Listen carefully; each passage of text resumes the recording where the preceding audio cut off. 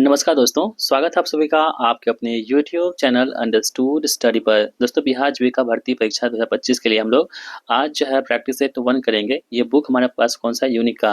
दोस्तों आपको पता है कि आपका एग्जाम जो है वो 19 नवंबर से 15 दिसंबर के बीच में होगा। तो ये जो प्रैक्टिस सेट है आपके लिए बहुत इंपॉर्टेंट होगा, क्योंकि हम आपको यहाँ पे पूरे क्वेश्चन को डिस्कशन करेंगे। तो जितने भी आपके आने वाले एग्जाम है सभी के लिए ये प्रैक्टिस सेट है। तो सभी लोग यहाँ पे जितने कॉमन पेपर होते हैं सभी के लिए काम आएंगे। तो आप लोगों से रिक्वेस्ट है कि जितने भी फॉर्म भरे हैं सभी लोग इस वीडियो को देखेंगे और देखने के बाद जो है ना आप लोग कमेंट बॉक्स में कमेंट कीजिएगा कि इस प्रैक्टिस सेट 1 में आप लोगों का स्कोर कितना बन पा रहा है। ठीक है, चलिए स्टार्ट करते हैं। और अगर तो आप हमारे चैनल पर नए हैं और आपको पूरे बुक को अच्छे से कवर करना है तो चैनल को सब्सक्राइब जरूर कीजिएगा। चलिए स्टार्ट करते हैं। देखिए दोस्तों, यहाँ पे मॉडल सेट नंबर 1 है यहाँ पर, और देखेंगे देखिए जितने भी क्वेश्चन होंगे ना हम सभी को अच्छे से डिस्कशन करेंगे। अंडरटेकर पुरस्कार किस क्षेत्र से संबंधित है? आपके पास 4 ऑप्शन दे रखे हैं। कला प्रदर्शन है, विज्ञान संचार है और शैक्षणिक प्रौद्योगिकी है और कॉमेडी दे रखा है। ठीक है, तो जो अंडरटेकर दोस्तों हमारे पास है पुरस्कार, देखिए आपके एग्जाम में पुरस्कार और सम्मान से प्रश्न पूछे जाते हैं। तो जो पुरस्कार आपके पास दे रखा है अंडरटेकर पुरस्कार, इसकी तो बात करें हम लोग, ये आपके शैक्षणिक प्रौद्योगिकी से संबंधित होगा। कौन सा? अंडरटेकर पुरस्कार। ऑप्शन नंबर सी यहाँ पे राइट आंसर हमारा होगा। शैक्षणिक मतलब कि प्रौद्योगिकी का सही जवाब हो जाएगा। ऑप्शन सी यहाँ पे इस प्रश्न का राइट आंसर होगा। ठीक है, चलिए दोस्तों और कुछ इंपॉर्टेंट पुरस्कार जैसे कि होता है, मान लीजिए कि एक पुरस्कार आपके पास होता है, दूसरे से नोबेल पुरस्कार होता है ना। नोबेल पुरस्कार जो होता है ये आपके कितने 6 क्षेत्रों में नोबेल पुरस्कार दिया जाता है। और 2025 का जो नोबेल पुरस्कार दिया गया दोस्तों, ये भी 6 क्षेत्रों में दिया गया है। तो आपको हम जो है ना करंट अफेयर क्लास लेकर आएंगे, उसमें आपको सभी जो है नोबेल पुरस्कार आपको बताया जाएगा। ठीक है, दोस्तों होता है ज्ञानपीठ पुरस्कार। हम बात करें ज्ञानपीठ पुरस्कार, तो ये जो है आपको साहित्य के क्षेत्र में दिया जाता है ज्ञानपीठ पुरस्कार। इसे भी आप लोग ध्यान रख सकते हो। ठीक है दोस्तों, होता है भारत रत्न पुरस्कार। ये भी आपके जो है ना समाज जितने भी सामाजिक कार्य होते हैं और या खेल जगत में जितने भी अच्छे काम किए जाते हैं, महत्वपूर्ण काम किए जाते हैं, उन सभी को यहाँ पे भारत रत्न अवार्ड दिया जाता है। इसमें इसलिए नहीं होता पद्म विभूषण का, पद्म भूषण का, पद्म श्री का, ये सभी अवार्ड आपको यहाँ पे देखने को मिलते हैं। तो जो जैसे आगे आगे बढ़ते रहेंगे वैसे आपको हम और अवार्ड को यहाँ पे डिस्कस करते रहेंगे। तो ऑप्शन सी यहाँ पे राइट आंसर हमारा होगा। प्रधानमंत्री ई विद्या कार्यक्रम का उद्देश्य क्या है? देखिए प्रधानमंत्री जो ई विद्या कार्यक्रम है, ई विद्या, तो ई मतलब जहाँ भी आपको ई लगा रहेगा ना वो सभी क्या होगा? इलेक्ट्रॉनिक हो जाएगा, यानी कि वो ऑनलाइन चीज़ें वहाँ पे बताई जाएंगी। तो प्रधानमंत्री ई विद्या कार्यक्रम का उद्देश्य की हम लोग बात करें तो ये क्या होता है? तो मल्टी मोड एक्सेस के माध्यम से डिजिटल ऑनलाइन ऑन एयर शिक्षा को बढ़ावा देना, ये क्या होता है? प्रधानमंत्री ई विद्या कार्यक्रम का यहाँ पर उद्देश्य हो जाएगा। इसलिए ऑप्शन बी यहाँ पे इस प्रश्न का राइट आंसर हमारा होगा। दोस्तों हम बात करें कि इसकी शुरुआत कब होती है, तो ये कोविड-19 की वजह जो हुआ था, यानी कि मई 2020 में इसकी शुरुआत होती है शिक्षा मंत्रालय द्वारा। इसे भी आप लोग ध्यान रख सकते हैं। चलिए आगे बढ़ते हैं हम लोग, अगला प्रश्न देखते हैं यहाँ पर। किस घटना के बाद मोहम्मद अली जिन्ना ने डायरेक्ट एक्शन डे यानी कि डायरेक्ट एक्शन डे घोषित किया था?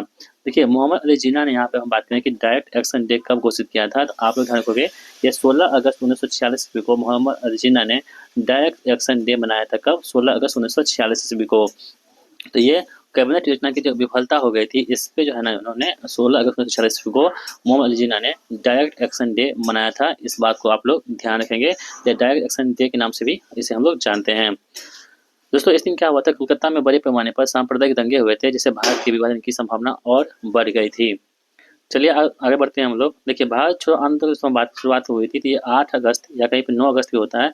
तो 9 अगस्त 1946 ईस्वी को भारत छोड़ो आंदोलन की शुरुआत होती है। इसे भी आप लोग ध्यान रखोगे। विभाजन घोषणा दोस्तों कब होती है? तो 1947 में माउंटबेटन द्वारा यहाँ पे विभाजन घोषणा की गई थी। और पूना पक्ष कब होता है? तो 1932 में महात्मा गांधी और जो है महात्मा गांधी और डॉक्टर भीमराव अम्बेडकर के बीच में पूना पैक्ट होता है। इसे आप लोग ध्यान रखेंगे, पुणे के यदबरा जेल में। चलिए आगे बढ़ते हैं। संघाई सहयोग संगठन एससीओ के क्षेत्रीय आतंकवाद विरोधी संरचना यानी कि आरएटीएस का मुख्य कार्य क्या होता है? दोस्तों हम बात करें एससीओ का सबसे पहले, तो एससीओ की स्थापना कब होती है? तो एससीओ की स्थापना दोस्तों 2001 ईस्वी में होती है। एससीओ का स्थापना, ठीक है, 2001 ईस्वी में इसकी स्थापना होती है। और इसका मुख्यालय कहाँ पे, हेडक्वार्टर, तो ये कहाँ पे होगा? तो चीन में इसका क्या होगा? तो बीजिंग में इसका हेडक्वार्टर हो जाएगा। दोस्तों हम बात करें एससीओ का 2025 का जो बैठक हुआ अभी रिसेंटली, जिसमें प्रधानमंत्री मोदी भी इसमें भाग लिए थे। तो ये कहाँ पर दोस्तों? ये तियानजिन में हुआ था। कहाँ पे? तियानजिन चाइना में एससीओ की 2025 की बैठक होती है तियानजिन चाइना में। ठीक है, इस बात को आप ध्यान रखेंगे। ये कब हुआ था? 31 अगस्त से लेकर के 1 सितंबर तक ये जो चला था एससीओ की बैठक चाइना में। अब कह रहे हैं कि संघाई सहयोग संगठन का जो क्षेत्रीय आतंकवाद विरोधी संरचना है, इसका क्या कार्य होता है? तो आप लोग ध्यान रखोगे, ये होता है आतंकवाद, अलगाववाद और चरमपंथ का मुकाबला करने के लिए सहयोग को बढ़ावा देना इसका क्या होता है, प्रमुख काम होता है, इसलिए ऑप्शन बी यहाँ पे राइट आंसर हमारा हो जाएगा। किस घटना के कारण से तारों का टिमटिमाना दिखाई देता है? फिर किस घटना के कारण से तारों का टिमटिमाना दिखाई देता है? दोस्तों साइंस में, आपके फिजिक्स में ना, आपके कोई भी एग्जाम ले लीजिए, आप ऑप्टिक्स का सवाल ना पूछे, ऐसा हो ही नहीं सकता। आपको जो प्रकाश जो चैप्टर होते हैं वहाँ से आपको सवाल निश्चित तौर पर देखने को मिलेंगे। तो यहाँ आप देखेंगे कि किस घटना के कारण से तारों का टिमटिमाना दिखाई देता है। तो तारों का टिमटिमाना दिखाई देता है हमें, ये दिखाता है किससे, प्रकाश के अपवर्तन की वजह से क्या होता है, तारे हमें टिमटिमाते हुए दिखाई देते हैं। जितने भी झूठा घटना होती है ना, वो सभी क्या होते हैं, आपके अपवर्तन होते हैं। जिससे कि आप देखेंगे तो छड़ी, आप जो बाल्टी में देख रहे हैं, छड़ी टेढ़ा हुआ दिखाई देगा, सिक्का उठा हुआ दिखाई देगा। यानी जितना झूठा चीज़ें आपको देखने को मिलती होंगी, जो रियल नहीं होती है, वो सभी क्या होती है, अपवर्तन में ही होती हैं। ठीक है, इसे आप लोग ध्यान रखेंगे। ठीक है, तो इस बात को आप लोग याद रखेंगे। प्रकाश का परावर्तन दोस्तों क्या होता है, तो प्रकाश का परावर्तन जो होता है यहाँ पे जैसे कि अगर हम लोग बात करें प्रकाश के परिकीर्ण कुछ एग्जाम्पल की, जैसे कि आपका हो जाएगा कौन सा, आकाश का रंग जो है नीला दिखाई देना। तो आकाश का रंग जो है नीला दिखाई देता है किसकी वजह से, तो प्रकाश के परिकीर्ण की वजह से क्या होता है, आकाश का रंग नीला दिखाई देता है। और साथ ही में सूर्योदय और सूर्यास्त के समय जो सूर्य का लाल दिखाई देता है, वो भी क्या होता है, प्रकाश के परिकीर्ण की वजह से ही होता है। अगर हम लोग बात करेंगे प्रकाश के विवर्तन का, तो दरवाजों और खिड़कियों के कोनों से प्रकाश का मुड़ कर अंदर आना, ये क्या होता है, प्रकाश का विवर्तन कहलाता है। इसे आप लोग ध्यान रखोगे। इसका आंसर क्या होगा, ऑप्शन बी, प्रकाश का अपवर्तन हो जाएगा। किस खेल से टी और पुटर शब्द संबंधित है? दोस्तों खेल और से संबंधित जो शब्द होते हैं उसको भी आपको ध्यान रखना है। तो कह रहा है कि किस खेल से टी और पुटर शब्द है संबंधित है। इसका सही जवाब हो जाएगा हमारा, यह कौन सा, गोल्फ से संबंधित है। किससे, गोल्फ से। दोस्तों हम बात करें क्रिकेट से क्या क्या संबंधित होगा, तो गूगली, आपने नाम सुना होगा गूगली, ये आपको क्रिकेट संबंधित होगा। और क्रिकेट से क्या होता है, मिड ऑफ होता है, मिड ऑन होता है, ये सभी चीज़ें होती हैं, क्रिकेट में होती हैं। ठीक है, इसको आप लोग ध्यान रखेंगे। चलिए बढ़ते हैं दोस्तों, और आगे हम बढ़ते हैं। जैसे टेनिस की हम लोग बात कर लेते हैं। अगर टेनिस से, तो इससे ड्यूस होगा। ठीक है, एक होता है कौन सा, ड्यूस। ड्यूस का संबंध किससे होगा, टेनिस से हो जाएगा। इसके अलावा स्मैश जो है, स्मैश, ये किससे होता है, तो ये भी टेनिस से संबंधित होता है, वर्ड स्मैश। और जो हमारे पास वॉली होता है, वॉली, ये किससे संबंधित है, तो ये भी टेनिस से संबंधित हो जाएगा। और हम लोग हॉकी की बात करें दोस्तों, हॉकी जो है, बुली शब्द है, बुली, ये किससे संबंधित है, तो हॉकी से हो जाएगा बुली शब्द। इसके बाद जो हमारे पास है कौन सा, शॉर्ट कॉर्नर। शॉर्ट कॉर्नर जो होता है, शॉर्ट कॉर्नर, ये किससे संबंधित है, तो ये भी आपके हॉकी से संबंधित हो जाएगा। कौन सा, शॉर्ट कॉर्नर। इसके अलावा जो स्ट्राइफिंग होता है, सर्कल, ये भी किससे है, तो आपके हॉकी संबंधित हो जाएगा। ठीक है, और गोल्फ से कौन सा हो गया, टी हो गया, पुटर हो गया। ठीक है, ये सभी किससे होते हैं, तो फेयरवे भी होता है। कौन सा, फेयरवे, ये भी किससे होता है, तो गोल्फ से ही होता है। इसे भी आप लोग ध्यान रख सकते हैं। एक होता है दोस्तों तैराकी। तैराकी मतलब बात करें अगर, तो तैराकी से कौन सा वर्ड संबंधित है, तो बटरफ्लाई जो है, बटरफ्लाई, ये किससे संबंधित है, तो आपके तैराकी से संबंधित हो जाएगा। कौन सा, बटरफ्लाई। इसको भी आप लोग ध्यान रखेंगे। और स्टॉक, बटरफ्लाई स्टॉक जो होता है, ये भी तैराकी से संबंधित हो जाएगा। और शतरंज से हम बात करें, शतरंज से कौन सा संबंधित है, खेल से, चेकमेट। चेकमेट जो है ना, किस खेल से संबंधित है, तो ये शतरंज से संबंधित होगा। इसको भी आपको ध्यान रखना है। इसका ऑप्शन नंबर सी इस प्रश्न का राइट आंसर हो जाएगा। चलिए आगे बढ़ते हैं। यूनेस्को का विश्व धरोहर स्थल पुरस्कार किस क्षेत्र में दिया जाता है? यूनेस्को जो विश्व धरोहर स्थल पुरस्कार है, ये किस क्षेत्र में दिया जाता है, आपको बताना है। तो दोस्तों इसका सही जवाब क्या होगा, आपके पास ऑप्शन दे रखे हैं 4। इसका सही आंसर है कि संस्कृति और पर्यावरण विरासत का संरक्षण करने के लिए ये पुरस्कार दिया जाता है। राष्ट्रीय डिजिटल स्वास्थ्य मिशन यानी कि एनडीएचएम का मुख्य उद्देश्य क्या होता है? जो राष्ट्रीय डिजिटल स्वास्थ्य मिशन है एनडीएचएम, इसका मुख्य उद्देश्य की बात करें, तो इसका मुख्य उद्देश्य क्या हो जाएगा, आपको बताना है। दोस्तों हम बात करें कि इसकी शुरुआत कब होती है, राष्ट्रीय डिजिटल स्वास्थ्य मिशन की। इसकी शुरुआत होती है 15 अगस्त 2020 ईस्वी को। कब होती है? 15 अगस्त 2020 ईस्वी को इसकी शुरुआत होती है, प्रधानमंत्री नरेंद्र मोदी जी द्वारा इसकी जो शुरुआत होती है। इसका उद्देश्य की बात करें तो एक एकीकृत डिजिटल स्वास्थ्य बुनियादी ढांचा बनाना, इसका क्या होगा, तो प्रमुख उद्देश्य हो जाएगा। इसलिए ऑप्शन बी इस प्रश्न का राइट आंसर हमारा है। आगे बढ़ते हैं। आनंद मठ उपन्यास के लेखक कौन हो जाएंगे? जो आनंद मठ उपन्यास है, इसके लेखक की हम बात करें अगर, तो ये कौन हो जाएंगे, तो बंकिम चंद्र चटर्जी हो जाएंगे आनंद मठ उपन्यास के लेखक। ठीक है दोस्तों, ये उपन्यास आनंद मठ, ये कब प्रकाशित हुआ था, तो 1882 ईस्वी में इसे प्रकाशित किया गया था। किसे? आनंद मठ को। इसे भी ध्यान रखेंगे आप सभी लोग। दोस्तों ये जो है ना, आनंद मठ की हम बात करें तो ये सन्यासी विद्रोह हुआ था, आपको पता है। सन्यासी विद्रोह की पृष्ठभूमि पर आधारित है। कौन सा क्वेश्चन से पूछे है कि कौन सा ऐसा उपन्यास है जो सन्यासी भूमि के, सन्यासी जो विद्रोह हुआ था इसके पृष्ठभूमि पर आधारित है, वो कौन सा होगा? आनंद मठ हो जाएगा। कौन सा? आनंद मठ हो जाएगा। और दोस्तों इसमें जो है ना, इसके प्रसिद्ध राष्ट्रगान वंदे मातरम भी शामिल है। अभी आपको पता है कि राष्ट्रगान के 150 वर्ष पूरे हो चुके हैं। जो मतलब कि राष्ट्रीय गीत है वंदे मातरम, उसके कितने हैं, तो 150 वर्ष पूरे हो चुके हैं। इसलिए इंपॉर्टेंट काफ़ी होगा कि राष्ट्रीय गीत जो है वंदे मातरम, ये कहाँ से लिया गया है, तो वंदे मातरम की दोस्तों बात करें, ये आपके आनंद मठ से ही लिया गया है। ये भी आपको ध्यान रखने वाली बात होगी। ठीक है, तो यहाँ पे ऑप्शन बी राइट आंसर हमारा होगा। बाकी दोस्तों रवीन्द्रनाथ टैगोर की हम बात करें अगर, तो जन गण मन जो है भारत का राष्ट्रीय गान, ये किसने लिखा था? रवीन्द्रनाथ टैगोर जी ने लिखा था। ठीक है, इसे ध्यान रखेंगे। और मुंशी प्रेमचंद की हम बात करें अगर, तो गोदान गबन जो है किसके हैं? तो मुंशी प्रेमचंद के हो जाएंगे लेख। ठीक है, चलिए आगे बढ़ते हैं हम लोग। संयुक्त राष्ट्र शांति संस्थान स्थापना यूएन पीस कीपिंग अभियानों का प्राथमिक उद्देश्य क्या होता है? तो इसके लिए प्राथमिक उद्देश्य की हम लोग बात करें हम लोग, दोस्तों ये क्या होता है? देशों के बीच में शत्रुता को रोकना और शांति प्रक्रिया को समर्थन देना, ये क्या होता है? इसका प्रमुख उद्देश्य हो जाएगा। ऑप्शन बी यहाँ पे राइट आंसर हमारा हो जाएगा। चंद्रयान-3 मिशन का प्राथमिक उद्देश्य दोस्तों क्या है? चंद्रयान-3 की हम बात करेंगे तो अगर, तो ये जो मिशन है ये क्या हुआ था? सफल हुआ था चंद्रयान-3 मिशन। और इसकी दोस्तों हम बात करें अगर कि ये कब मिशन सफल हुआ था? तो 23 अगस्त 2023 इसको ये सफल लैंडिंग किया था। और इसी दिन से हम लोग क्या मनाते हैं? तो राष्ट्रीय अंतरिक्ष दिवस के रूप में भी मनाते हैं। कब? 23 अगस्त को। ठीक है, ध्यान रखेंगे दोस्तों। इसमें क्या था? एक जो लैंडर था, लैंडर उसका नाम क्या था? लैंडर का नाम विक्रम था। क्या था? लैंडर का नाम विक्रम था। और जो रोवर था हमारे पास, रोवर, उसका नाम क्या था दोस्तों? प्रज्ञान था। क्या था? प्रज्ञान था। दोनों को आपको ध्यान रखना है। क्वेश्चन से पूछेगा कि चंद्रयान-3 का जो लैंडर था उसका नाम क्या था? विक्रम। और जो इसका रोवर था उसका नाम था प्रज्ञान। ये कब उतरा था? 23 अगस्त 2023 को यहाँ पे ये सफल लैंडिंग किया था। ठीक है, तो इसको भी आप लोग ध्यान रखेंगे। और भारत चंद्रमा पर सॉफ्ट लैंडिंग करने वाला चौथा देश बन चुका है। इसे भी ये जो सफलता हुई थी उसके तहत जो भारत यहाँ पे चंद्रमा पर सॉफ्ट लैंडिंग करने वाला चौथा देश बन चुका है, इसे ध्यान रखेंगे। तो यहाँ पे कह रहा है कि चंद्रयान-3 का मिशन का प्राथमिक उद्देश्य क्या था? तो ऑप्शन बी इसका सही जवाब होगा कि चंद्रमा के दक्षिणी ध्रुव पर सॉफ्ट लैंडिंग और रोवर को तैनात करना इसका प्रमुख उद्देश्य हो जाएगा। ऑप्शन बी यहाँ पे राइट आंसर हमारा होगा। दोस्तों यहाँ पे चंद्रयान-5 की हम बात कर लेते हैं अगर, चंद्रयान-5 जो है यहाँ पे लॉन्च करने की बात की जा रही है। इसमें दोस्तों किसके साथ में? तो इसरो प्लस जक्सा, यानी कि इसरो और जो है जापान जो है इसके सहयोग के साथ में इसे लॉन्च किया जाएगा। इसका नाम ल्यूपेक्स मिशन रखा गया है। कौन सा? ल्यूपेक्स मिशन रखा गया। इसे भी आप लोग ध्यान रखोगे। इस प्रकार ऑप्शन बी यहाँ पे राइट आंसर हमारा हो जाएगा। दोस्तों अगर हमारी वीडियो पसंद आ रही है आप लोगों को, तो वीडियो को लाइक कर दीजिएगा। आप चैनल पर नए हैं और आपको इसी तरह से कंटेंट देखना बहुत अच्छा लगता है, जिससे आपके एग्जाम में बहुत हेल्प होती है, चैनल को सब्सक्राइब भी जरूर कीजिएगा। कॉमनवेल्थ से कितनी बार आयोजित होते हैं? दोस्तों कॉमनवेल्थ की बात करें अगर, ये कितनी बार आयोजित होते हैं? तो ये प्रत्येक 4 वर्ष में यहाँ पे कॉमनवेल्थ गेम की यहाँ पे क्या होती है? आयोजन कराई जाती है। इसे आप लोग ध्यान रखोगे। अगर हम दोस्तों बात करें सबसे पहले कहाँ हुआ था, तो एक हैमिल्टन कनाडा में हुआ था। सबसे पहली बार कहाँ हुआ था? कनाडा में हैमिल्टन में हुआ था।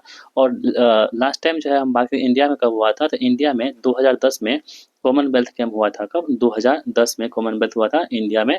इसे भी ध्यान रखेंगे। ये प्रत्येक 4 वर्ष पे इसका आयोजन कराया जाता है। ठीक है, चलिए आगे बढ़ते हैं दोस्तों। International federation of association football FIFA द्वारा जारी किया जाने वाला FIFA player of the year award किस क्षेत्र से संबंधित है? देखो दोस्तों फीफा क्या होता है? फीफा ये जो है ना फुटबॉल के जो अंतर्राष्ट्रीय संस्था है वो कौन सा है? फीफा है। कौन सा? फीफा। जिस प्रकार से हम लोग बात करते हैं क्रिकेट का, क्रिकेट का कौन होता है? मतलब कि रेगुलेटरी संस्था और आईसीसी। वो पूरे विश्व को पूरे जो वर्ल्ड के क्रिकेट अकेडमी है संस्था है, उसको रेगुलेट कौन करता है? आईसीसी करता है। अगर हम बात करें कि जो भारत है इंडिया, इंडिया की क्रिकेट एजेंसी है, मतलब कि बोर्ड है, उसका नाम क्या है? बीसीसीआई है।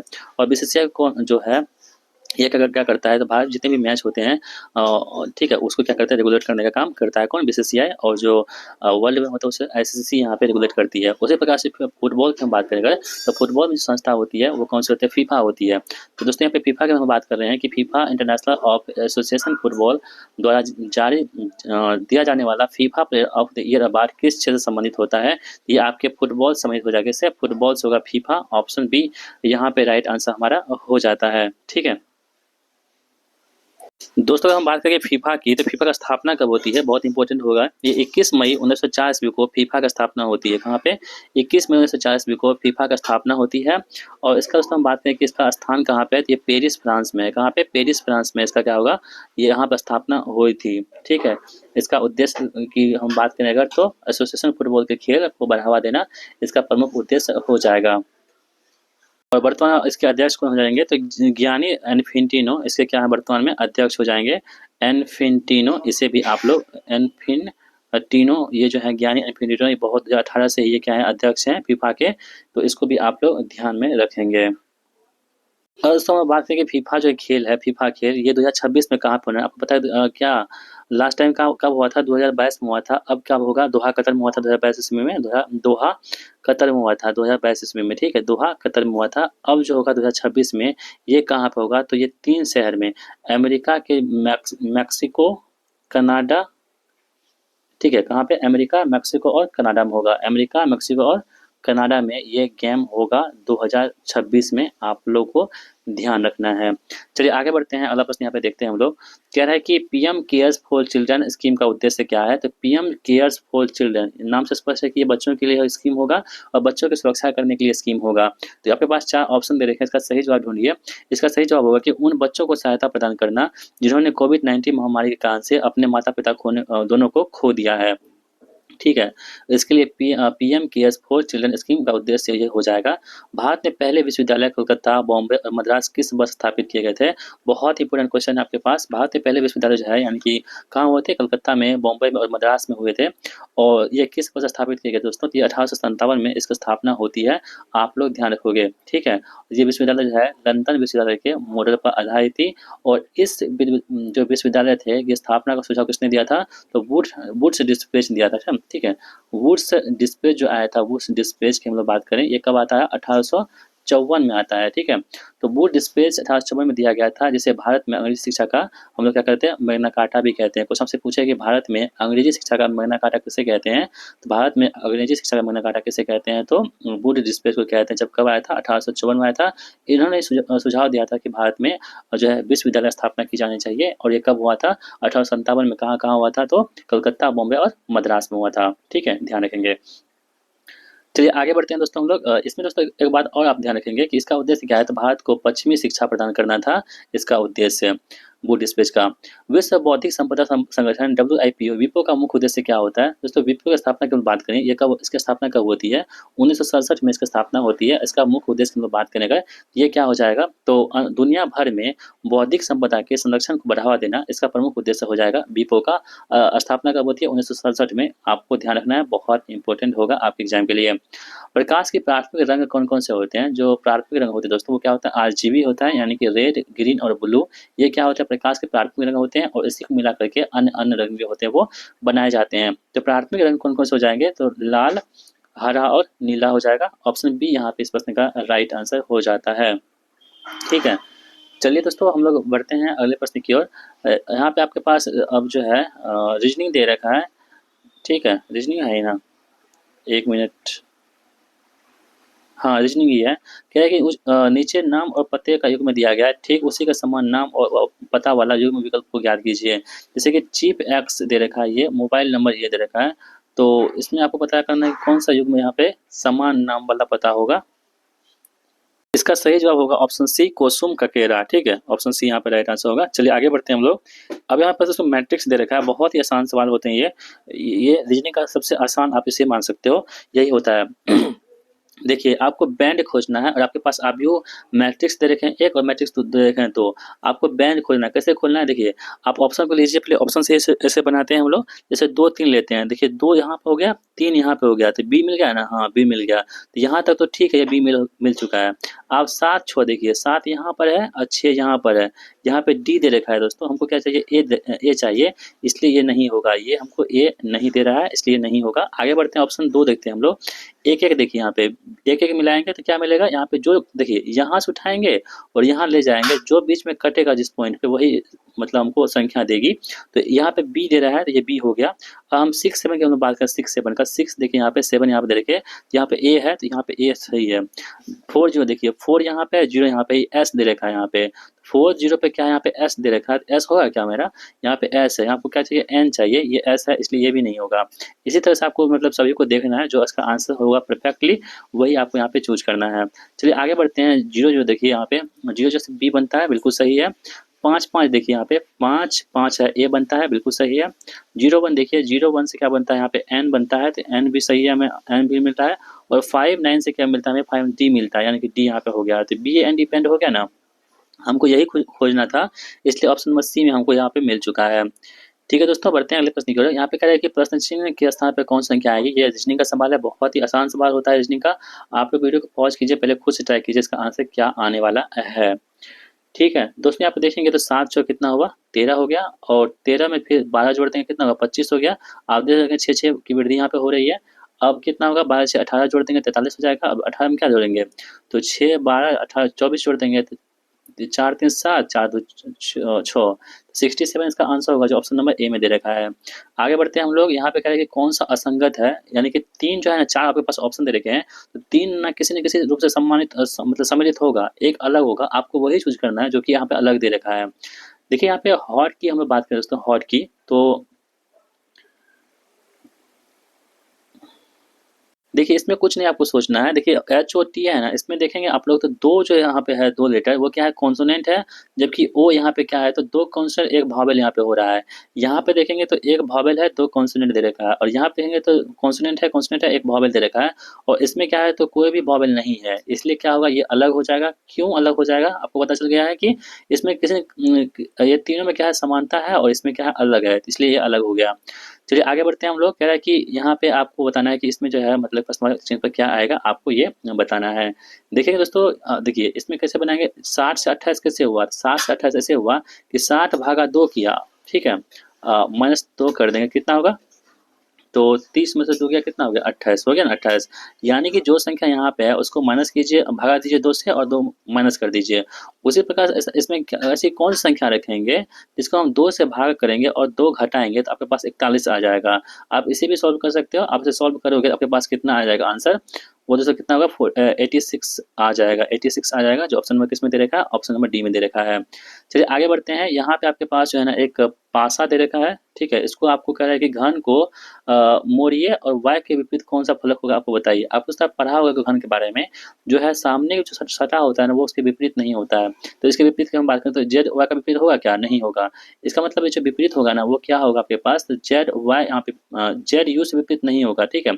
ये विपरीत किससे होगा, तो जेड वाई से होगा, यानी कि जेड का विपरीत क्या होगा, यहाँ पे वाई होगा, ठीक है, समझ गए। चलिए अब देखिए भी का जो है यहाँ पे एक छोड़ के देखिए डब्लू, यानी भी का उल्टा क्या होगा, यहाँ पे डब्लू होगा। अब देखिए यू का उल्टा क्या होगा, जो बच गया, यू का उल्टा एक्स होगा। हमको क्या पूछा यहाँ पे, वाई के विपरीत क्या होगा, वाई के विपरीत, वाई के विपरीत क्या होगा, यहाँ पे जेड होगा। और जेड देख लेते हैं हम ऑप्शन में है कहाँ पर, तो जेड यहाँ पे ऑप्शन नंबर सी में दे रखा है। अब देखिए यहाँ पे दोस्तों बहुत ही आसान सवाल है, आपको यहाँ पे सिर्फ चेंज करना है। जैसे कि 13 टी दे रखा है, टी की वैल्यू हमारे पास कितनी दे रखी है, तो टी का वैल्यू हमारे पास जो है यहाँ पे माइनस दे रखी है, यानी कि यहाँ पे हम माइनस कर देंगे। यानी कि एक आप कह सकते हो कि 13 -26 कर देंगे। अब यू की वैल्यू कितना है हमारे पास, तो यू की वैल्यू हमारे पास भागा दे रखी है, भागा करेंगे 13 कर देंगे, ठीक है। और डी का अर्थ कितना होता है हमारे पास, गुना है, 24 कर देंगे।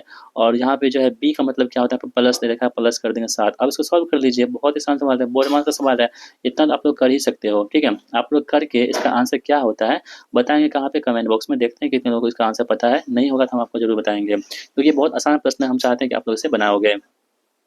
दिए गए आकृति में कितने त्रिभुज दे रखे हैं, आपको यहाँ पे बताना है, त्रिभुज कितने यहाँ पे हो जाएंगे। तो देखेंगे दोस्तों यहाँ पे इसका आंसर कितना होगा, ऑप्शन नंबर डी 14 होगा। आप तो वीडियो को पॉज करके गिन लीजिए, बहुत ही आसान होते हैं सभी सवाल। यहाँ पे एक दे रखा है कौन सा, 6 संख्याएं दे रखी है, और कह रहा है कि 6 वाले फलक के विपरीत में कौन सा फलक होगा। तो यहाँ पे पास पासा दे रखा है, यानी कि डाइस बोल सकते हैं आप इसे। तो 6 के फलक पर कौन सा होगा, आपको यहाँ पे बताना है। देखिए ये कहीं दिख रहा है दोस्तों, नहीं दिख रहा है, इसका मतलब ये हुआ कि जो यहाँ पे कॉमन होगा ना, उस वही उसका उल्टा होगा, 6 का उल्टा होगा। तो देखिए यहाँ पे कॉमन क्या मिल रहा है आपको, 3 यहाँ मिल रहा है, यहाँ पे 3 मिल रहा है। इसका मतलब जो हमको पूछा गया है 6 कहीं नहीं दिख रहा है, इसका मतलब 3 का उल्टा क्या होगा, 6 होगा। तो कह रहा है कि 6 का उल्टा क्या होगा, यहाँ पे 3 होगा, इसलिए ऑप्शन में बी यहाँ पे सही जवाब होगा। बहुत आसान सवाल है। अंग्रेजी वर्णमाला के आधार पर एल बी एक्स को ये लिखते हैं, ठीक है, टी जी जी वाई को ये लिखते हैं, तो जे जेड डी एम के को हम क्या लिखेंगे, आपको बताना है। देखिए इसमें क्या है, तो एल से एस कैसे हुआ, इसमें 7 जोड़ देंगे तो एल से एस हो जाएगा। उसी प्रकार से टी से जो है मतलब कि ए कैसे हुआ, इसमें 7 जोड़ देंगे तो इसी प्रकार से होगा। देखिए जेड कितना होता है, वैल्यू 26, इसमें आप 7 जोड़ेंगे तो कितना आपके पास आएगा, तो दोस्तों आपके पास कितना होगा, जी आ जाएगा। कितना, जी, जी कहाँ है, सभी में है। आगे बढ़ते हैं। उसके बाद दोस्तों हम बात करेंगे कि ये यहाँ पे तिरछा कोनिया गुना होता है, यानी कि कोना कोनी होता है यहाँ पे। तो यहाँ पे प्लस करेंगे तो एम के बाद एम एन हो जाएगा यहाँ पे, और डी के बाद क्या होता है, डी ई हो जाएगा, ठीक है। जी एन ई आंसर होगा इसका। जी एन ई कहाँ पे, ऑप्शन नंबर सी में होगा, बाकी हमको देखने की जरूरत यहाँ पे नहीं है। आगे बढ़ते हैं, कह रहा है कि आने वाली आकृति यहाँ पे कौन सी होगी, वीडियो को पॉज कर लीजिए, आप लोग खुद से ट्राई कीजिए। इसका जो सही जवाब हमारे पास होगा ऑप्शन में बी वाला इसका सही जवाब हो जाएगा। ठीक है, चलिए आगे बढ़ते हैं हम लोग। दोस्तों अभी यहाँ पे मैथ्स का क्वेश्चन दे रखा है, इसको हम क्या करेंगे थोड़ा सा बाद में देखेंगे। पहले हम लोग जो हमारे पास कंप्यूटर है और जो जितने भी चीज़ें दे रखी है उसको हम देख लेते हैं, उसके बाद लास्ट में इसको हम कर देंगे, क्योंकि वीडियो फिर लंबी हो जाएगी, इसको सॉल्व करना पड़ता है और थोड़ा बड़े बड़े क्वेश्चन हैं, इसको सॉल्व करेंगे लास्ट में। पहले हम यहाँ पे देख लेते हैं। चलिए कहाँ से देख लेते हैं हम लोग, 41 से देख लेते हैं। कह रहा है कि यहाँ पे कंप्यूटर का सवाल है, दूसरी जनरेशन के कंप्यूटर का वर्णन काफ़ी हद तक उनमें डेस्क इस्तेमाल द्वारा किया जा सकता है। तो जो दूसरी जनरेशन कंप्यूटर है वर्णन काफ़ी हद तक इसमें जो है हम लोग ट्रांजिस्टर के इस्तेमाल द्वारा क्या सकते हैं, यानी कि जो जनरेशन होते हैं ना, किस जनरेशन में कौन किसका यूज होता था, इसका सवाल है। तो सेकंड में क्या होता है, ट्रांजिस्टर का इस्तेमाल होता था। पहले में क्या था, वैक्यूम ट्यूब का इस्तेमाल होता था। ये पहले में होता था वैक्यूम ट्यूब। ठीक है, ध्यान रखेंगे आप सभी लोग। ये कंप्यूटर के जो जनरेशन होते हैं ऐसे सवाल आपके एग्जाम में अक्सर पूछ लिए जाते हैं, तो इसको आप लोग ध्यान रखोगे। चलिए दोस्तों, तो देखिए हम बात करें इंटीग्रेटेड सर्किट, जो ऐसी सर्किट ये कौन सा है, तीसरा जनरेशन का कंप्यूटर है। वैक्यूम ट्यूब पहला हो जाएगा और माइक्रो प्रोसेसर जो है चौथा श्रेणी का कंप्यूटर हो जाएगा, ध्यान रखेंगे। और ट्रांजिस्टर जो है वो दूसरा हो जाएगा। विंडोज 10 में डेस्कटॉप को प्रदर्शित डिस्प्ले करने और छिपाने के लिए निम्नलिखित में से किस कीबोर्ड शॉर्टकट का इस्तेमाल करते हैं हम लोग। तो दोस्तों ये किसका करते हैं हम लोग, विंडोज लोगो की प्लस डी का इस्तेमाल करते हैं। गूगल सर्च इंजन में वर्तमान पेज को पुनः लोड करने के लिए निम्नलिखित में से कौन सी कीबोर्ड शॉर्टकट है यहाँ पर, तो यह कौन सा होगा, F5 हो जाएगा। कौन सा, F5। डैश उपयोगकर्ता को की सूची प्रदर्शित करता है जो कंप्यूटर सिस्टम को कॉन्फ़िगर करता है और सॉफ्टवेयर और हार्डवेयर स्थापित करता है, उसे हम लोग क्या कहते हैं, कंट्रोल पैनल कहते हैं। विंडोज ओएस में जब आप डिलीट कुंजी का उपयोग करके या यहाँ तक कि बस राइट क्लिक करके और डिलीट ऑप्शन का चयन करके किसी भी ड्राइव से कोई आइटम हटाते हैं तो आइटम को स्थानांतरित कर दिया जाता है, उसे हम लोग क्या बोलते हैं, इसे बोलते हैं रिसाइकल बिन कहते हैं। निम्नलिखित को मिलान कीजिए, इनपुट डिवाइस कौन सा है, प्रोसेसिंग डिवाइस कौन सा है, स्टोरेज डिवाइस कौन सा है, आउटपुट डिवाइस कौन सा है, आपको यहाँ पे मैच करना है। ठीक है, तो दोस्तों हम बात करें यहाँ पर कि ऑप्शन देख लेते हैं। यहाँ पे ऑप्शन का सहारे हम यहाँ पे करेंगे। देखिए, तो जो हमारे पास है कि इनपुट डिवाइस यहाँ पे कौन सा होगा, तो फ्लैश मेमोरी जो होती है, फ्लैश मेमोरी, ये क्या होता है, इनपुट डिवाइस होता है। एक second, sorry sorry sorry sorry. तो देखिए दोस्तों, यहाँ पे इनपुट डिवाइस की मैं बात करें अगर, तो यहाँ पे टच स्क्रीन जो है, टच स्क्रीन ये क्या होता है, आपको इनपुट डिवाइस होता है। ठीक है, टच स्क्रीन क्या होता है, इनपुट डिवाइस होता है, आप लोग ध्यान रखोगे। इसके बाद दोस्तों प्रोसेसिंग डिवाइस की मैं बात करें तो ये क्या होता है, तो रोम जो होता है, रोम ये क्या होता है, प्रोसेसिंग डिवाइस होता है। रोम रीड ओनली मेमोरी से बोलते हैं। स्टोरेज डिवाइस की मैं बात करें तो फ्लैश मेमोरी, तो फ्लैश मेमोरी ये क्या होते हैं, स्टोरेज डिवाइस होती है। और जो आउटपुट डिवाइस है, प्रिंटर, ये क्या होगा, तो आउटपुट डिवाइस हो जाएंगी। तो इस प्रकार आप लोग मैच करेंगे तो आपके पास जो ऑप्शन आएगा, ऑप्शन नंबर जो बी है, इसका सही जवाब हो जाएगा। निम्नलिखित में से कौन सा एक आउटपुट डिवाइस नहीं है, कौन सा एक आउटपुट डिवाइस नहीं है आपको बताना है। तो जो प्लॉटर होता है, प्लॉटर ये क्या है, तो आपके पास आउटपुट डिवाइस है। मॉनिटर क्या है, आउटपुट डिवाइस है। डॉट मैट्रिक्स प्रिंटर ये भी क्या है, आउटपुट डिवाइस है। जबकि बार कोड रीडर ये आपके पास आउटपुट डिवाइस नहीं है, इसलिए ऑप्शन डी यहाँ पे इस प्रश्न का राइट आंसर हमारा हो जाएगा। ये क्या है, तो आपके पास एक इनपुट डिवाइस है, ना कि आउटपुट डिवाइस, तो ध्यान रखोगे। निम्नलिखित में से कौन सा ऑपरेटिंग सिस्टम निर्दिष्ट स्पेसिफाइड समय की कमी के लिए भीतर प्रतिक्रिया की गारंटी देता है, तो यहाँ पे देखेंगे रियल टाइम ऑपरेटिंग सिस्टम जो यहाँ पे समय के भीतर प्रतिक्रिया की गारंटी देता है। डैश यूनिट सीपीयू का वह भाग है जो प्रोसेसर के ऑपरेशंस को नियंत्रित या निर्देशित करता है, उसे हम लोग क्या बोलते हैं, तो दोस्तों इसे हम लोग क्या बोलते हैं, आप ध्यान रखोगे, इसे बोलते हैं हम लोग कंट्रोल कहते हैं। यानी कंट्रोल यूनिट जो है वो सीपीयू का वैसा भाग होता है जो प्रोसेसर के ऑपरेशंस को नियंत्रित या निर्देशित करता है। डेटा अवधारणा रिटेंशन क्षमता के आधार पर निम्नलिखित में से कौन सा अस्थिर अर्धचालक मेमोरी का सही वर्गीकरण होगा, तो दोस्तों ये कौन सा होगा, तो SRAM और DRAM होगा। ये सभी क्या है, तो आपके अर्ध अस्थिर अर्धचालक यानी कि वोलेटाइल सेमीकंडक्टर मेमोरी के सही वर्गीकरण होगा कौन सा, SRAM और DRAM। ठीक है, ध्यान रखेंगे आप सभी लोग। चलिए दोस्तों बढ़ते हैं आगे, हम लोग अगला प्रश्न यहाँ पे देख लेते हैं थोड़ा सा। भारत में राष्ट्रीय ग्रामीण आजीविका मिशन यानी कि NRLM का प्राथमिक फोकस क्या होता है। दोस्तों इसके प्राथमिक फोकस की बात करें तो ये होता है कि स्वयं सहायता समूह जो होते हैं इसके माध्यम से ग्रामीण गरीबों को सशक्त बनाना और उनकी आजीविकाओं में सुधार करना, ये क्या होता है, NRLM का प्रमुख उद्देश्य होता है। सहकारी समितियों की सदस्यों की आर्थिकी भागीदारी का सिद्धांत क्या दर्शाता है, तो जो सहकारी समिति की आर्थिकी भागीदारी है इसका सिद्धांत की बात करें तो ये क्या दर्शाता है आपको बताना है। ये दोस्तों सदस्य अपनी संपत्ति के समिति की पूंजी में योगदान करते हैं और लोकतांत्रिक रूप से नियंत्रित करते हैं और अधिशेष का उचित प्रबंधन करते हैं, ये क्या होगा इसका सिद्धांत का मतलब हो जाएगा इसका आंसर। ग्राम संगठन की वीओ जो होता है विलेज ऑर्गेनाइजेशन की कौन सी गतिविधि सामाजिक लेखा परीक्षा सोशल ऑडिट के लिए महत्वपूर्ण होती है। तो कौन सी जो है ऐसी मतलब गतिविधि होती है जो सामाजिक लेखा परीक्षा के लिए महत्वपूर्ण होती है। तो आप लोग ध्यान रखोगे दोस्तों, ये होता है कौन सा, समुदाय द्वारा विकास कार्यक्रम और सार्वजनिक खर्चों की निगरानी और मूल्यांकन को सुविधाजनक बनाना। क्लस्टर स्तरीय संघ जो होता है सीएलएफ, इसे बोलते हैं क्या, क्लस्टर स्तरीय संघ सीएलएफ किस प्रकार की स्थानीय संसाधनों को जुटाने यानी कि मोबिलाइजेशन ऑफ लोकल रिसोर्स में मदद करता है। तो दोस्तों आप लोग ध्यान रखोगे, ये करता है कैसे, ग्राम संगठनों और एसएचजी से बचत और अन्य स्थानीय योगदानों को एकत्रित करके बड़े पैमाने पर निवेश के लिए। भारत में फसल बीमा योजनाएं किस फार्म आधारित आजीविका जोखिम को कवर करती है। तो किसको कवर करती है, तो फसल की विफलताएं जो प्राकृतिक आपदाओं का अंश होती है उसको क्या करते हैं, कवर करती है। ग्रामीण क्षेत्रों में डिजिटल साक्षरता किस प्रकार की आजीविका को सीधे बढ़ावा देगी। तो ये गैर फार्म और आप फार्म आजीविका विशेषकर ऑनलाइन आधारित है, इसको क्या करेगी, तो सीधे बढ़ावा देगी, ध्यान रखेंगे। लेजर में फॉरवर्डिंग का क्या अर्थ होता है।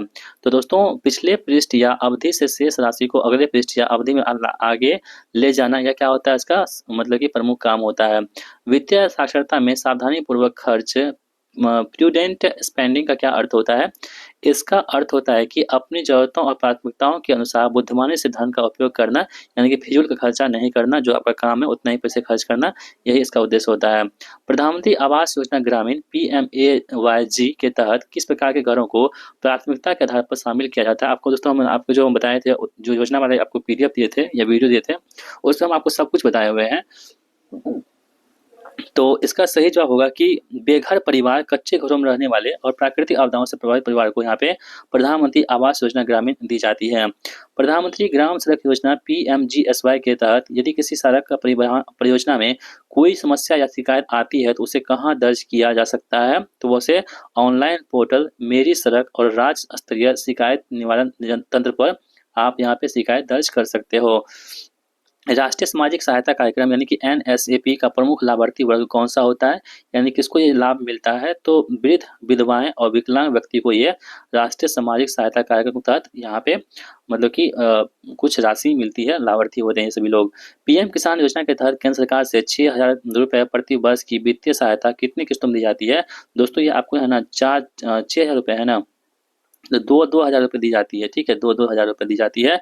और कितने किस्तों में दी जाती है, तो आपको 3 समान किस्तों में दी जाती है, 2,000 रुपये, ठीक है, 2,000 रुपये यहाँ पे 3 समान किस्तों में दी जाती है किसान सम्मान निधि योजना के तहत, ठीक है, आप लोग ध्यान रखोगे।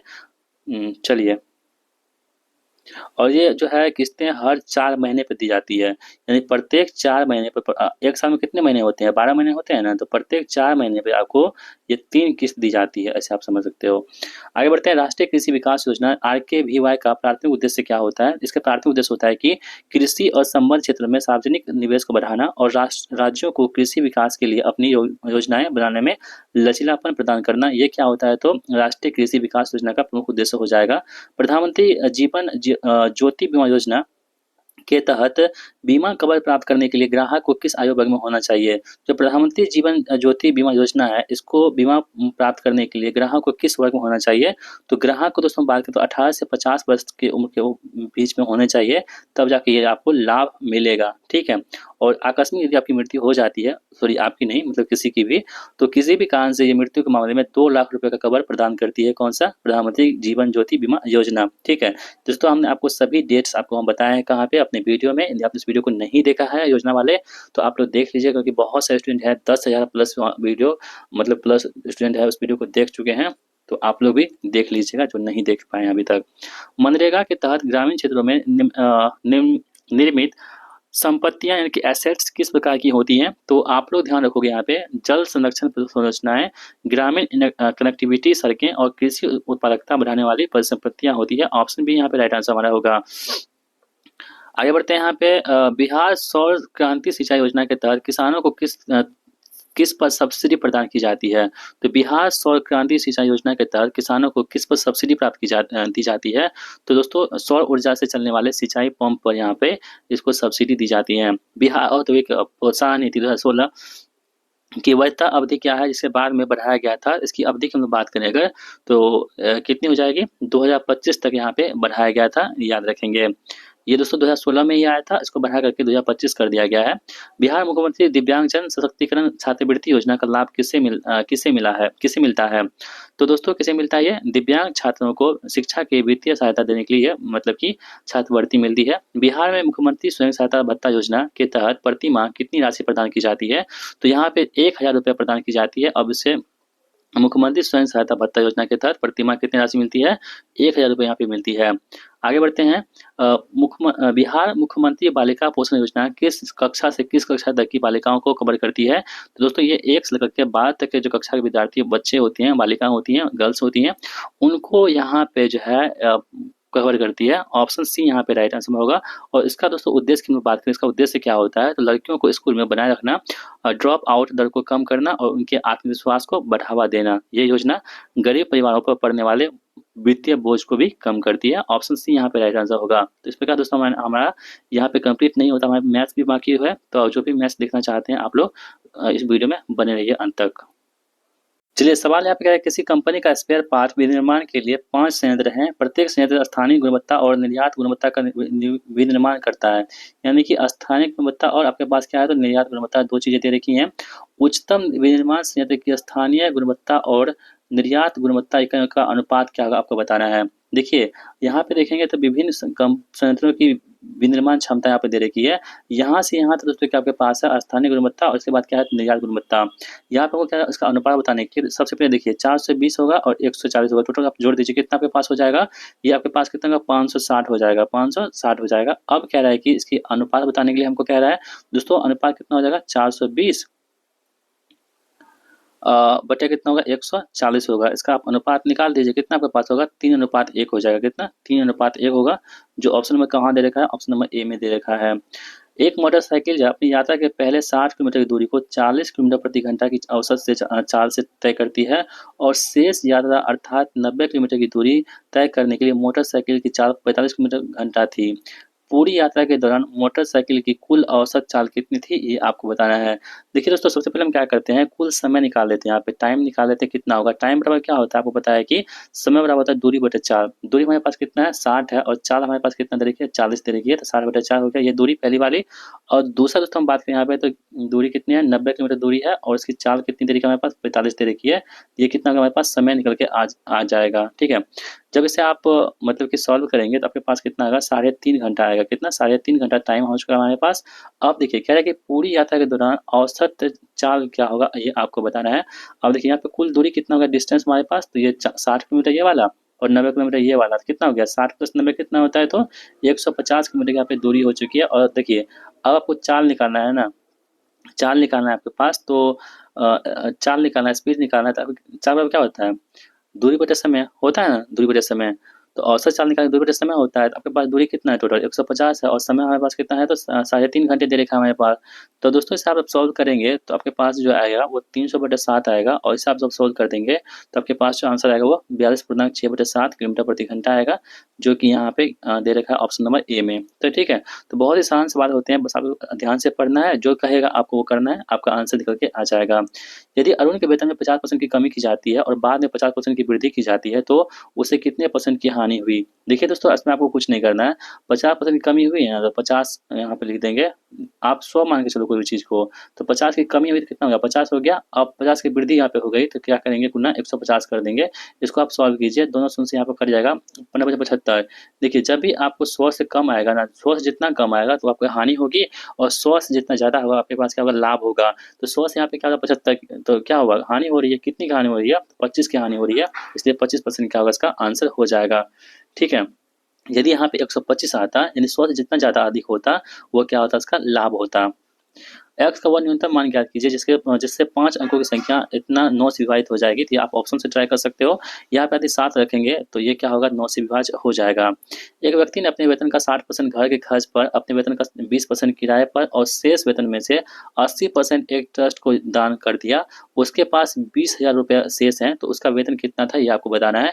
देखिए दोस्तों कितना खर्च कर रही है, 60% यहाँ पर है, 20% यहाँ खर्च हो गया। ठीक है, तो 60, 20, 80 खर्च हुआ, बचा कितना? 20% बचा। कोई भी चीज़ अपने आप में क्या होता है? 100% होता है ना। तो 100% में से क्या कर रही है? 60, 20, 80 यानी 20% यहाँ पे बच रहा है इसको। ठीक है, ये क्या हुआ? बचत इसका हुआ 20% का। समझ रहे हैं ना? 60 खर्च करिए तो बचत कितना हुआ? 20% बचत हुआ। अब यहाँ पे कह रहा है कि और शेष वेतन में से जो बचा हुआ वेतन है ना, उसमें से 80% यहाँ पे ट्रस्ट को दान कर दिया है। तो 20 का आप क्या करोगे, 80% निकाल दोगे तो कितना आपके पास होगा? तो 20 का 80% निकालिए आप। ओह सॉरी, 80% दान दिया, बचा कितना इसके पास? 20% बचा।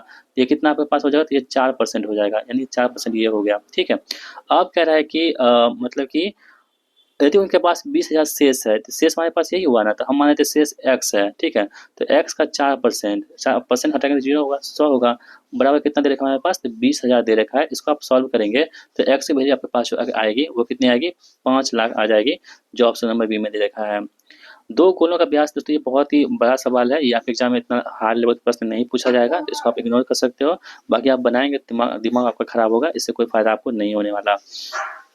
आपका एक दुकानदार तेल का मूल्य 40% अधिक अंकित करता है और एक खराब तराजू का उपयोग करता है और 15% कम नापता है। यदि दुकानदार 32% की छूट देता है तो उसका लाभ या हानि प्रतिशत क्या होगी, ये आपको बताना है। देखिए दोस्तों, हम बात करें कि छूट के बाद लाभ परसेंट कितना हो रहा है। 40% अधिक अंकित कर दिया तो मान लीजिए ये MRP हुआ हमारे पास, और ये हमारे पास क्या हुआ? CP हो गया। तो कह रहा है कि 40% अधिक अंकित कर दिया, यानी 140 हो गया ना, ठीक है। अब कह रहा है कि अंकित कर दिया, ठीक है, यहाँ तक आप समझ गए। अब कह रहा है कि छूट के मतलब कि छूट कितना देता है, तो 40% ही करता है और करके 15% का मतलब 32% की छूट यहाँ पे देता है दोस्तों। तो 140 यदि 32% की छूट देता है तो हमको देता कितना पे है? तो 32 8 40, हाँ, तो 68% हमको देता है ना। तो इससे आप सॉल्व कीजिए तो आपके पास कितना निकल कर आएगा? तो ये आपके पास, ये कितना आपके पास हो गया? तो 95.2 हो गया, ठीक है। ये छूट के बाद इतना हो गया। अब क्या है कि 15% कम नापता है दोस्तों, कितना हो गया? 85 हो गया, कम नापता है, तो इसे आप मान सकते हो। अब कह रहा है कि उसका लाभ परसेंट कितना होगा, ये आपको बताना है। तो देखिए 95.2 में से 85 घटा दीजिएगा तो आपके पास कितना आएगा? 10.2 आएगा, ठीक है। गुना 100 बटे क्रेमल कितना हमारे पास है? 85 है। इसे आप सॉल्व कीजिए, ये 0 आएगा। 17 छः 102, 17 बचे 85, 5 से काटेंगे, ये कितना में कटेगा? 20 में, ठीक है। तो इसे हम थोड़ा सॉल्व करेंगे अगर यहाँ पे, तो ये 12% आएगा। कहीं काटने में दिक्कत हो रही है शायद, तो ये कितना आएगा दोस्तों? तो 12% आ जाएगा, कितना? या ये जो, हाँ, ये कट जाएगा नहीं, 12% इसका आंसर आएगा। तो 12% क्या यहाँ पर लाभ होगा? ऑप्शन नंबर डी इसका सही जवाब होगा। एक दुकानदार एक वस्तु के अंकित मूल्य में 40% की वृद्धि करने का निर्णय लेता है। वस्तु को मूल अंकित मूल्य पर बेच पाने के लिए उसे कितने परसेंट की छूट देनी पड़ेगी? देखिए 40% जब भी इस टाइप का सवाल रहेगा ना, तो जहाँ पे 40% की वृद्धि कर देगी, आपको कुछ नहीं करना है। 40 बटे कितना कर देना? 140, जितनी वृद्धि कहेगी उतना कर देंगे, गुना 100 कर दीजिए। इसे आप लोग सॉल्व कर लीजिए। इसे आप सॉल्व करेंगे तो आपके पास आएगा वो 28.4/7% इसका आंसर होगा, जो बहुत ही आसान है। ये कह रहा है कि दी गई तालिका में 5 छात्रों द्वारा विभिन्न विषयों में प्राप्त अंकों का प्रतिशत दर्शाती है। तालिका का अध्ययन करें और नीचे दिए प्रश्न का उत्तर दें। अधिकतम अंक विषय के नीचे दिए गए हैं। मोहन द्वारा प्राप्त अंक प्रतिशत में कितना होगा, ये आपको बताना है। तो दोस्तों हम बात करें कि मोहन के अंक कितने प्राप्त हो जाएंगे, तो देखिए 300 यहाँ पे है, 300 यहाँ पर है, 300 300 100 100 200, ये कितना हो गया आपके पास? टोटल अंक कितने हो गए? 1000 हो गए, ठीक है। अब मोहन का कुल प्राप्तांक की हम लोग बात करें अगर, तो कितना हो जाएगा? मोहन है ना यहाँ पे 80, तो 80 का कितना कर देंगे? तो 80 बट्टे कितना? 100, गुना टोटल कितना है? 300 कर देंगे, ठीक है। ठीक उसी प्रकार से हम बात करें कि गणित में हम बात करें अगर उसी प्रकार से, तो 60 बटे कितना? 100 गुना कितना कर देंगे? 300 कर देंगे। ठीक उसी प्रकार से हम संगीत की बात करें, कितना मार्क्स है? 70 मार्क्स, तो 70 बटे कितना कर देंगे? 100 गुना कितना कर देंगे? 100 कर देंगे। उसी प्रकार से हम हिंदी की बात करें, हिंदी में कितना मार्क्स है? 95 मार्क्स, 95 बटे 100 गुना कितना कर देंगे? तो 100 कर देंगे। और हमारे पास जो क्या है, वनस्पति विज्ञान 80 मार्क्स आया है, तो 80 यहाँ सब प्लस हो जाएगा, सबको जोड़ना है ना, प्लस कर देंगे, प्लस कर देंगे, प्लस कर देंगे, तो 80 बट्टा जो हमारे पास 100 गुना 200 कर देंगे। इसे जब आप सॉल्व करेंगे दोस्तों, आपके पास जो है ना, ये कितना 745 आएगा। अब क्या है, कितना प्राप्तांक मिले हैं, तो 745 बटे कितना हो जाएगा? 1000 गुना कितना? 100। तो इसे आप सॉल्व करेंगे कितना होगा? 74.5% आएगा, जो कि ऑप्शन नंबर बी में दे रखा है। इस व्यंजक को सरल कीजिए, बहुत ही आसान सवाल है, इसे आप तो कर ही सकते हो, कर सकते हैं ना दोस्तों। इसे आप सॉल्व कर लेंगे, इसका आंसर आएगा ऑप्शन नंबर सी 7 आ जाएगा। आपका कितने वर्षों में किसी धनराशि पर 2.6/7% वार्षिक दर से साधारण ब्याज मूलधन के बराबर हो जाएगा, आपको ये बताना है, ठीक है। तो देखिए यहाँ पे कह रहा है कितने वर्ष पूछा है ना, तो वर्ष बराबर क्या होता है, आप वर्ष निकालेंगे तो 100% बटे कितना होता है? 10% होता है। इसे फॉर्मूला याद रखेंगे, बहुत आसान हो जाएगा। तो 100 बटे कितना हो जाएगा? दर कितना मेरे पास है? 7 में 14, तो 14 6 18 बटे 7 है ना, 7 दूनी 14 26 हुआ ना, तो 20/7 तो 20 और 7 नीचे करेंगे तो 1 ऊपर चला जाएगा, 7 गुना हो जाएगा या नीचे से हट जाएगा, तो 20 पंचे 10, 7 बचा 35 वर्ष। 35 वर्ष कहाँ पे है? ऑप्शन नंबर डी में है। चलिए आगे बढ़ते हैं। कह रहा है कि एक स्कूल में विभिन्न गतिविधियों में नामांकित विद्यार्थियों का प्रतिशत जो बाईं ओर से पाई चार्ट में प्रदर्शित किया गया है। विद्यार्थियों की कुल संख्या 5000 दे रखी है। आपको सवाल क्या पूछा गया है कि दाईं ओर से पाई चार्ट में लड़कों की कुल संख्या 1550 है, तो उन गतिविधियों में नामांकित उनका ब्रेकअप प्रतिशत कितना होगा, ये आपको बताना है ब्रेकअप प्रतिशत। देखिए क्राफ्ट में नामांकित लड़कियों की संख्या की बात करें कितना हो जाएगा, 22 बटे कितना 100 गुना 1550 हो जाएगा, ठीक है, बराबर कितना होगा 341 हो जाएगा, ठीक है।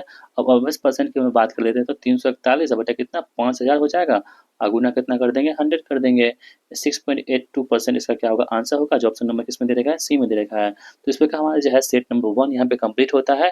उम्मीद करते हैं वीडियो आप सभी लोगों ने यहाँ तक देखा होगा। जो भी इस वीडियो को यहाँ तक देखे हैं आप सभी लोग बताइएगा कि हाँ हमने इस वीडियो को यहाँ तक देखा और बहुत अच्छा लगा, या जो भी गलतियाँ इसमें होंगी या जो भी कमियाँ होंगी आप सभी लोग बताएंगे वहाँ पे कमेंट बॉक्स में, तो हम जो है नेक्स्ट वीडियो में आपको उस कमियों को दूर करेंगे और आपको हम इससे अच्छे कंटेंट देने की कोशिश करेंगे। तो इसलिए वीडियो आपको कैसा लगा है अपनी राय हमें कमेंट बॉक्स में जरूर लिखिएगा, अपना फीडबैक जरूर दीजिएगा ताकि हम इसे और इम्प्रूव कर सकें। मिलते हैं नेक्स्ट वीडियो में, तब तक जय Hind, thank you so much watch my video.